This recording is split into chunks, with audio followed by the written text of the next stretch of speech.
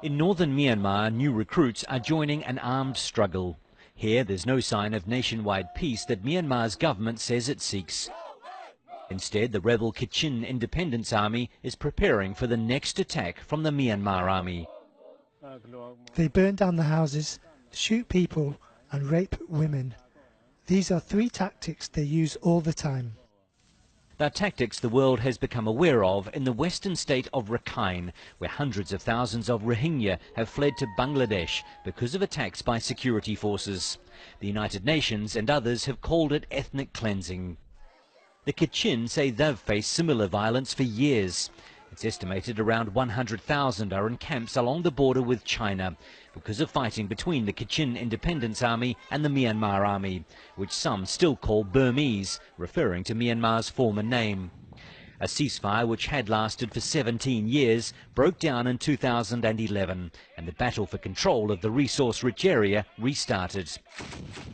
And so did the attacks on civilians, which Kachin soldiers say are continuing. My mother was tortured and my sister was killed by the Burmese army. My house was burnt down.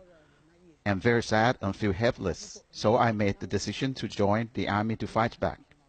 Myanmar's military generals rarely speak publicly, while the government consistently denies its soldiers carry out abuses. When the party of Myanmar's state councillor Aung San Suu Kyi won the election in 2015, she said peace in the ethnic minority areas was her priority. But negotiations with the rebel groups have stalled. The Kachin Independence Army doesn't agree with the process and has instead joined several other groups to form a so-called Northern Alliance.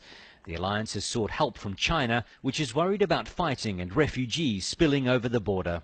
The Chinese government is helping our group negotiate with the Burmese.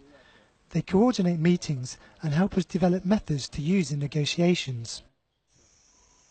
Myanmar has civilian rule, but in rebel-held areas of Kachin state, they know it's the generals who still hold the power.